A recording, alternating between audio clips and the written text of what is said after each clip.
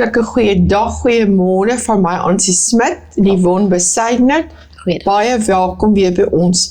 Ons wil julle graag vra, laat weet vir ons van waar jy kyk en ook miskien wat 'n ouderdom jy het, want dan bepaal ons wat 'n ouderdomsgroep ons mee werk of meestal mee werk en ook dis interessant om te weet waar ons kykers oral is. So ons praat vandag weer oor hoop, die seëninge van hoop. Kom ons kyk net weer na wat hoop werklik beteken. Ons praat hier van goddelike hoop. Nie soos die wêreld, ons hoop die weer is mooi, ons hoop ek wen die lotto. Ons praat hier van goddelike, geestelike hoop. Dis 'n verwagting van iets goeds, 'n vaste vertroue of 'n seker verwagting. Jy verwag van jou hemelse Vader iets goed, daarom is jou hoop in hom. Dis nie wensdenkery nie, dis 'n realiteit wat jy weet as God se woord dit sê, dit werklik waar gaan wees. Jy is seker God het dit beloof en dit gaan so wees. Jy is nie onseker nie. Nou voel jy 'n bietjie af en ek is onseker, gaan God my verhoor, wanneer gaan dit gebeur? Nee, jy is stewig geanker in die woord van God. Hoop is gekoppel aan geloof. Hebreërs 11:1 sê dat geloof 'n vaste vertroue is op die dinge wat ons hoop, die dinge wat gaan gebeur. Ons hoop moet gefokus word, veral in hierdie tyd as ons sien hoe korrup die wêreld is.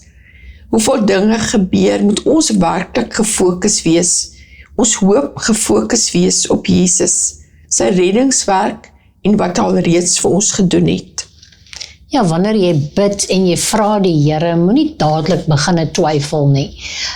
Baie keer gaan mense uit vir genesing en dan bid hulle en dan sê hulle, maar ek voel nog die hoofpyn.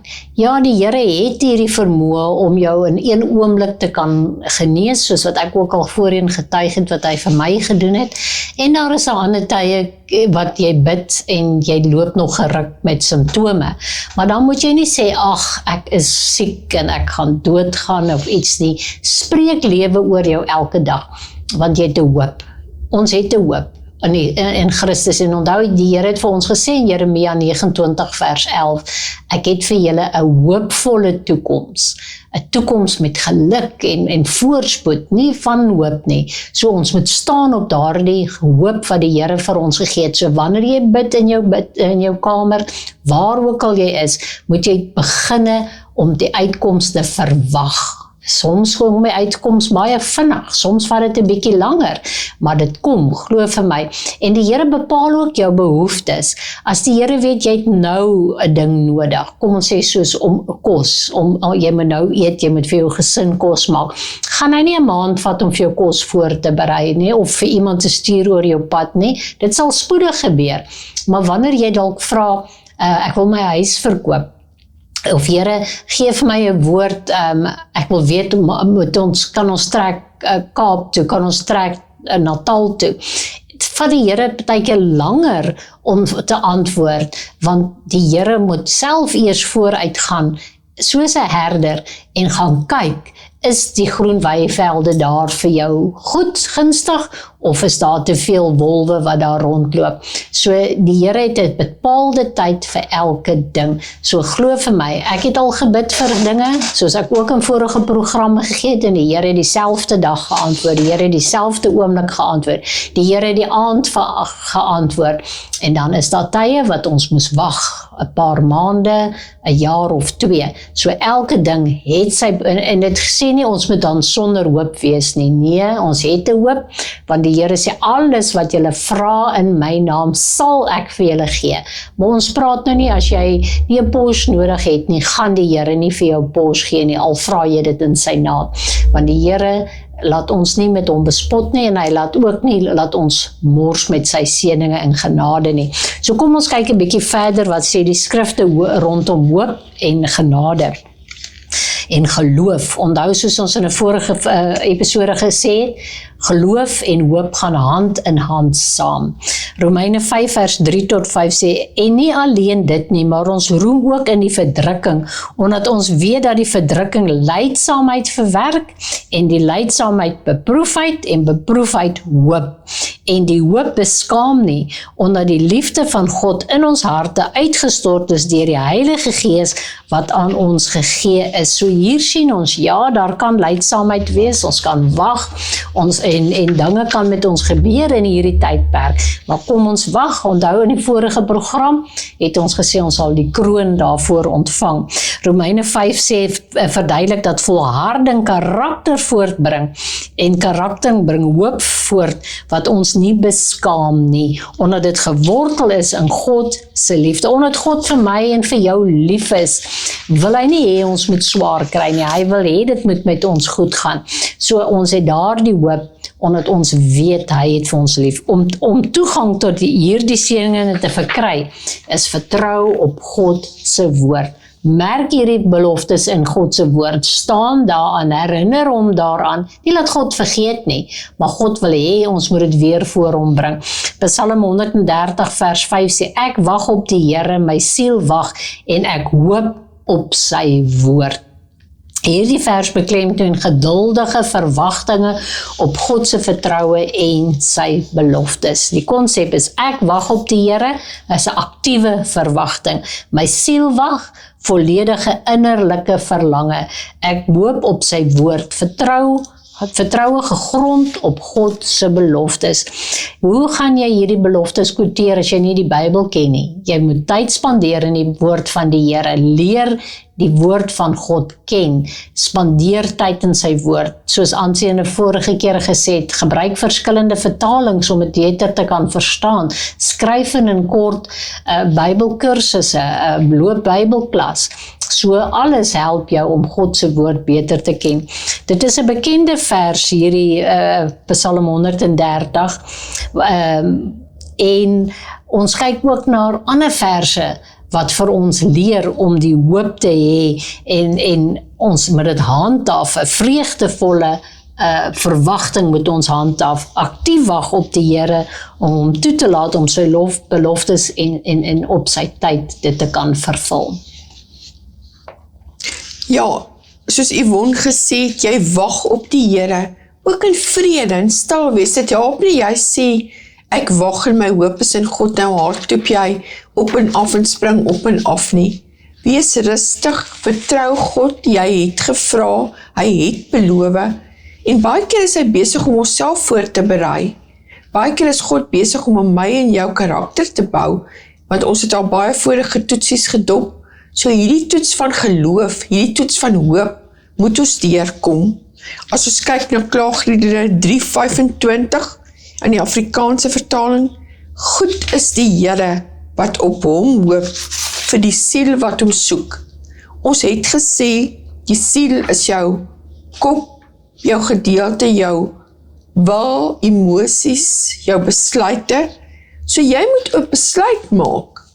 Ek hoop op God, ek gaan nie hoop op ander dinge nie, en as iets nie van God kom nie, aanvaar ek dit nie, want my hoop is op God. Hierdie vers beklemtoon die goedheid van God. Soos Yvonne gesê het, ken die woord, leer God se karakter, dat jy werklik weet, God is 'n goeie God. Maak nie saak hoe dit vir jou of my lyk nie, hy is 'n goeie God, en ons moet leer om geduldig op hom te wag, te vertrou, en hom opreg te soek.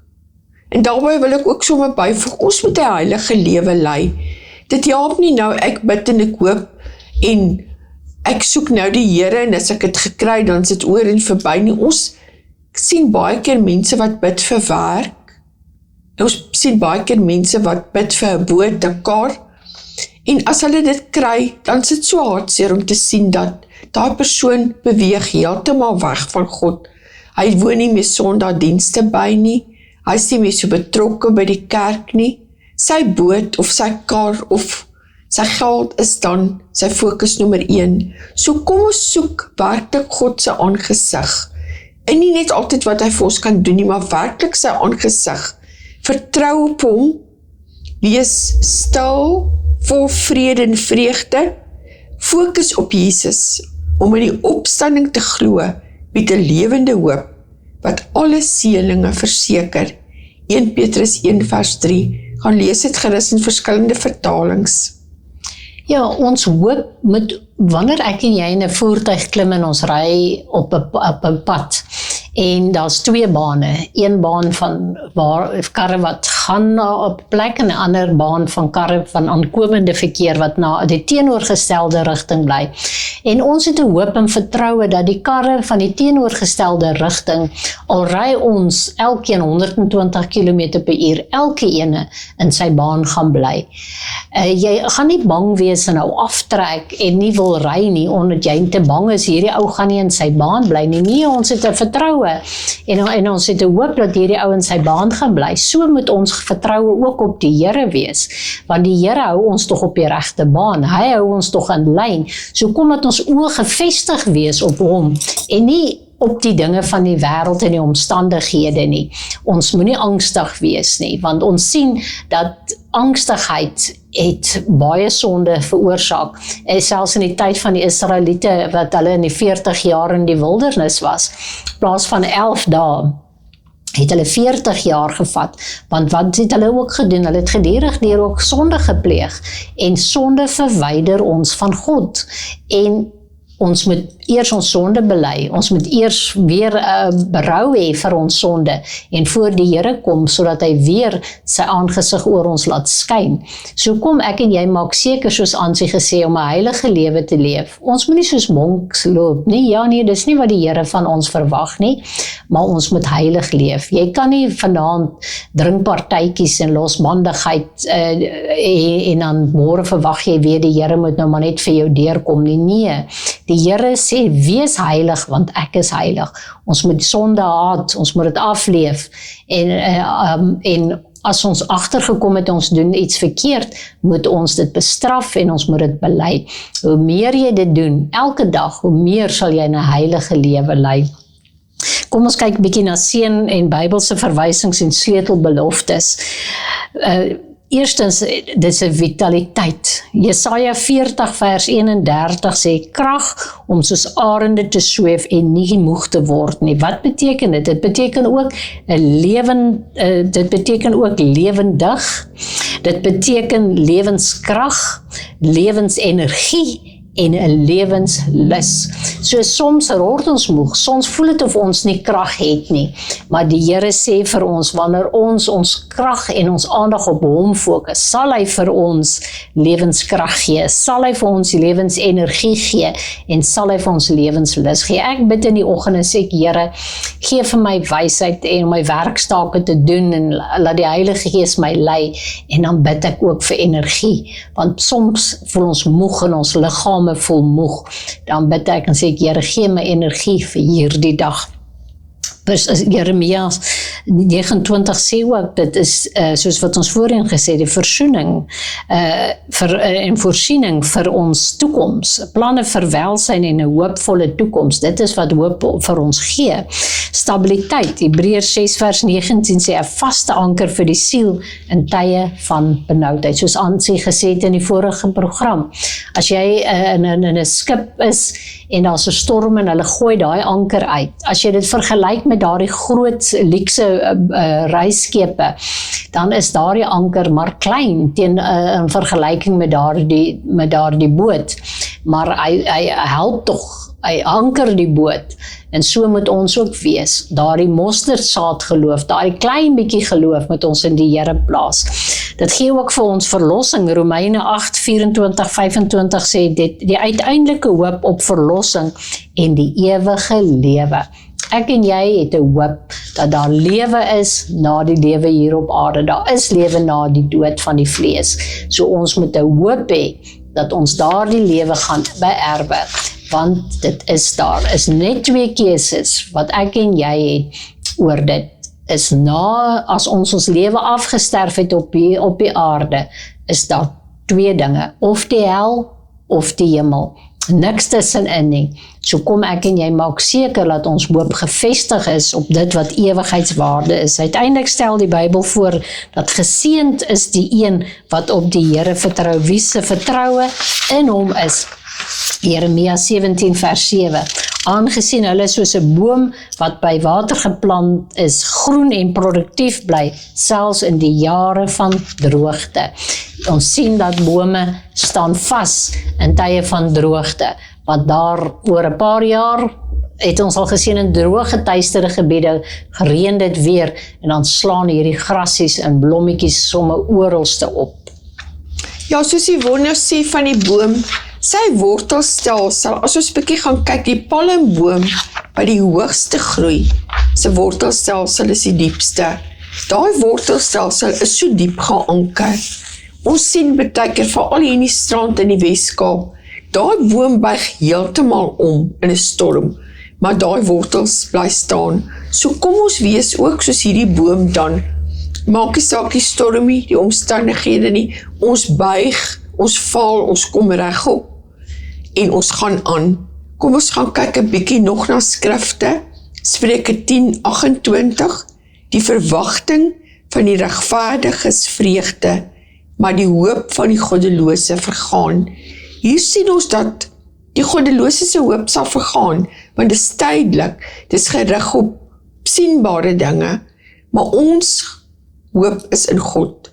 Efesiërs 1 vers 18, verlig die oë van julle verstand, sodat julle kan weet wat die hoop van sy roeping en wat die rykdom van die heerlikheid van sy erfdeel onder die heiliges is. Dan Efesiërs 2:12, die Afrikaanse vertaling, dat julle in die tyd sonder Christus was, vervreemd van die burgerskap van Israel en vreemdelinge ten aansien van die verbonde van die belofte, sonder hoop en sonder God. As jy kan sonder hoop wees, ja, as jy nie 'n kind van God is nie, maar as jy 'n kind van God is, dan het jy hoop. Hoop met God. So kom ons kyk dan 1 Korintiërs 3:6-7. Ek is nie bly oor die ongeregtigheid nie, maar ek is bly saam met die waarheid. Dit bedek alles, glo alles, hoop alles en verdra alles. Ja, ons sien verder in die skrif dat Psalm 62 vers 6 sê, wees maar net stil tot God my siel, want van hom is my verwagting. Ek en jy het 'n verwagting, ons moet maar net stil wees. Reg deur die skrif sê die Here, wees stil en weet dat ek is God. Hy sal vir jou stry wanneer jy in moeilike tye gaan. En wanneer mense valse getuies teen jou bring, sal hy vir jou stry. Wanneer storms opkom, sal hy dit stil maak vir jou. Wees stil en vertrou hom. Maar dit sê nie, jy moet nie bid nie. Die Here sê vir ons, maak alles aan my bekend en ek sal julle gee die begeertes van julle hart. So kom ons maak ons sake elke dag aan die Here bekend en hy sal vir ons gee. Romeine 5 vers 4 sê in die Afrikaanse Bybelvertaling, want alles wat tevore geskrywe is tot ons lering tevore geskrywe, sodat ons deur lydsaamheid en bemoediging van die skrifte hoop kan hê. Hierdie vers beklemtoon dat ouer skrifgedeeltes in die Ou Testament bedoel is om te leer, vertroos en hoop te bied. Die kernpunte van Romeine 5 vers 4 is, die doel van hierdie skrif, alles wat voorheen geskrywe is, dien as onderrig vir die gelowiges. Dit wat ek en jy doen, is ook onderrig vir ons kinders. So baie keer sê ons vir ons kinders, moenie doen wat ek gedoen het nie, maar doen wat ek sê. Want ons weet, dinge het ons ook gedoen in ons lewe wat verkeerd is. Maar ons het daardeur geleer. En omdat ons daardeur geleer het, kan ons goeie raad gee aan ons kinders en aan ons kleinkinders. Soms wil hulle dit nie hoor nie, verwerp hulle dit en hulle word opstandig vir ons. Maar ons het geleer, net soos wat die Ou Testament vir my en vir jou leer. Ja, as ons kyk, lydsaamheid is nog 'n punt, is leerpunt, volharding. Die skrif leer ons om te volhard in geloof. Dis soos 'n babatjie wat leer loop. Die eerste trekkie dan val hy of sy en sit, maar ons sien dat daai babatjie hou nie oploop nie, of hou nie op om op te staan nie, totdat hy kan loop. So kom ons leer ook om te volhard. Jy kan nie hoop hê en jy kan nie 'n kind van God wees en jy volhard nie. Ja, ons almal kry toetse, ons almal word getoets, soos Yvonne gesê het, verskillende tydperke, maar as ons gaan kyk na Abraham, hy het 25 jaar lank gewag vir God se beloftes, en hy het volhard. So kom ons leer ook, dat ons moet volhard. En dan bemoediging, ons moet ons bemoediging in die skrif gaan soek, ons troos in tye van nood. Almal van ons was al hartseer, almal van ons het al diepe proewinge deurgegaan, maar jy kan nie dan begin vra hoekom en waarom en wat nou nie. Dan moet jy jou bemoediging in God se woord gaan soek, sodat jy op hierdie hoop kan bou. Die uiteindelike doel van ons gelowiges is dat ons hoop sal hê in die krag van die woord. Ons as Christene moet mekaar bemoedig. Ons moet ander mense bemoedig. Ons moet ook die wêreld kan bemoedig van, hoe gaan dit lyk as 'n kind van God geen hoop het nie? Hoe vergelyk het of wat 'n verskil maak dit dan teenoor die persoon wat nie vir God ken nie? So ons wil sê, hê hoop, want jy het 'n God wat vir jou sorg, jy het 'n God wat voorsien, jy het 'n God op wie jy vertrou, wat vir jou sal deurkom. So kom ons verheerlik God ook in hierdie wagtydperk, sonder om te kla en te murmureer. Ja, ons verstaan nie alles nie, baie keer wil jy maar murmureer en kla, maar ons het hoop vir God. As jy gebid het, begin dankie sê, want jy weet dit gaan gebeur. Dit is 'n vaste vertroue, dat wat God in sy woord gesê het, hy sal doen. So kom ons begin sê dan ook dankie, en ons begin spreek dit so, dat dit sal gebeur, my kind sal genees, my kind sal werk kry, my huwelik sal geseën wees, my finansies. Kom ons weerspreek nie wat ons gebid het nie, maar kom ons hou vas aan hierdie geloof. Ja, 1 Tessalonisense 5 vers 8 lui as volg, maar laat ons wat van die dag is nugter wees, met die borswapen van geloof en liefde aan, en as die helm die hoop op die saligheid, die helm die hoop op die saligheid, die seker verwagting van verlossing, saligheid beskerm die verstand en gemoed teen moedeloosheid. Ons sien soms so maklik dat ons gedagtes kan dwaal, dat ons gedagtes ons vat na die negatiewe dinge toe, want ons as mens wil alles sien, en as ons dit nie kan sien nie, raak ons angstig, maar die Here sê, ons is nie soos die wêreld nie, ons is vol hoop, ons is vol moed, want ons het 'n vaste vertroue in hom, wat die hemel en aarde, wat jou en my geskaap het. So ek glo en vertrou dat julle hierdie stukke van hoop net 'n bietjie sal oordink, 'n bietjie oor mediteer, 'n bietjie daaroor sal bid, en dat julle ook hierdie skrifte van hoop vir julle self sal neerskryf, en dat wat 'n situasie julle nou bevind, dat julle dit absoluut sal bou op dit wat ons in hierdie laaste 2 programme vir julle probeer deurgee het, soos die Heilige Gees op ons hart gelê het. Bou julle self op hierdie fondasie van hoop in Christus Jesus. Aansien die versoeke vir vandag. Ja, ons bid vir die oorlog, die omstandighede, die siektes. Ons bid vir Israel. Ons bid ook vir ons geestelike leiers in hierdie tyd, dat hulle werklik goddelike wysheid sal hê, ook vir ons regering, hoe om elke situasie te hanteer. So kom ons maak oogies toe. Vader, baie dankie vir die voorreg wat ons het om te kan hande vat. Here, om hierdie wonderlik ons hoop net weer op U te vestig en te sê, in hierdie dag is ons hoop geanker in God. Dankie Vader, dat ons nie hoef angstig rond te kyk nie. Here, dankie dat ons kan bid vir die oorlog, hierdie oorlog, verskillende lande, en dankie dat ons kan bid vir beskerming vir U kinders. Dankie dat ons kan intree vir Israel, behoed, bewaar, beskerm die kinders daar. Ons bid ook met hierdie hele oorlogssituasie, dat siele sal inkom, en dat hulle werklik vir U sal begin soek. Ons bid vir ons geestelike leiers, dat U vir hulle goddelike wysheid en insig gee, dat U vir hulle sal help om op te staan met die regte besluite, die regte keuses, die regte leiding.